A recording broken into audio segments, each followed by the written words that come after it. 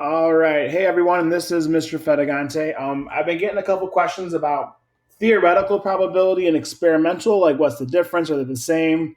And they aren't the same, but you have already learned one of them. We just never technically called it theoretical probability. But the one up top, theoretical probability, we have actually been doing when we were in school. So these are definitions I found online. I didn't like the book ones. So the theoretical probability is the probability based on reasoning written as a ratio of the number of favorable outcomes to the number of possible outcomes. And that is what we were doing in class. So let's say, for example, you had a spinner and the spinner had a one, two, three, and four on it. So you have four possible options. And if I wanted to know the chance or probability of landing on three, you would say one over four because there's one, three, that's my favorable outcome, and there's four possible, one over four, or 25%. Now we have this thing called experimental. Experimental is different than theoretical. Experimental is the probability based on an experiment written as a ratio comparing the number of times the event occurred to the number of trials. So in this example, let's say we still have the same spinner, one, two, three, four, but we spin the spinner 20 times.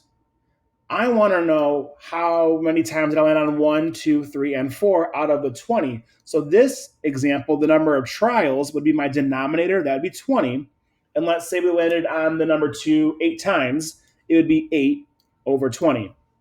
Whenever I think of theoretical probability, I think of like in the perfect world, what would I get every single time? We know in the perfect world, we would get 25% for number one, 25 for number two, 25 for three, 25 for four. However, in the experimental probability, it's not always going to be perfect. You might spin the number two 30% of the time. You might spin the number one only 10% of the time. So the experimental and the theoretical may be different, and that is totally fine. So we're going to do this example together, and hopefully it will kind of clear some things up. So you and your friend flip a quarter 50 times, and you record your data in a frequency table below. My table is right here, okay? Outcomes, head, tails, total. Frequency just means how many times it occurred. Find the theoretical probability of each outcome, then find the experimental. Let me scroll down a little bit. So I put T of head, that means theoretical of heads, E of heads, experimental, and then same for tails. So we're going to first find the theoretical. So let's think, in the perfect world, if I flip this quarter, what is the chance of landing on heads? Well, we know that I have heads as one option and tails as another option, and that's all I have. There's nothing else, heads or tails. Well, there's one head out of two total, so that would be 50%. All right, this is what we did in school. 1 over 2, 50%. And then you guys hopefully remember that tails is the same. One tail out of two total. So that would be 50%. I'm using my mouse to draw this, so just bear with me, guys.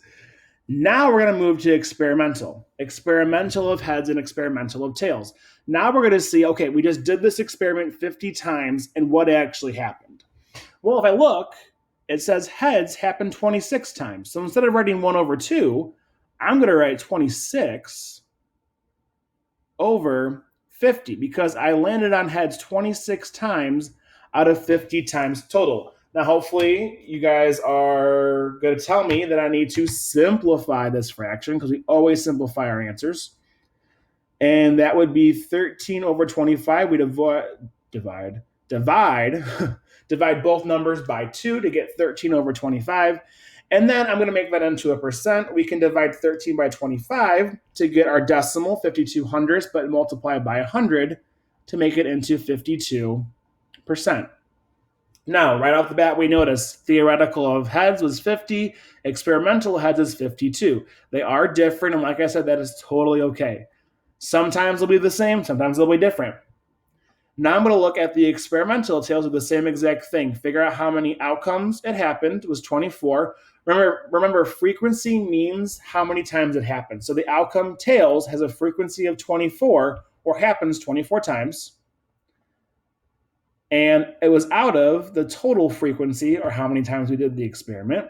And that's 50. So again, we are going to simplify our answers. So that would give me 12 over 25 divided by 2 again on both numbers. And then we can divide 12 by 25 to get a decimal of 48 hundredths, but then multiply by 100. Oh, that was bad. To get 48%. There we go. You guys know that's an 8. 48%. So we found the theoretical of heads and tails and the experimental of heads and tails.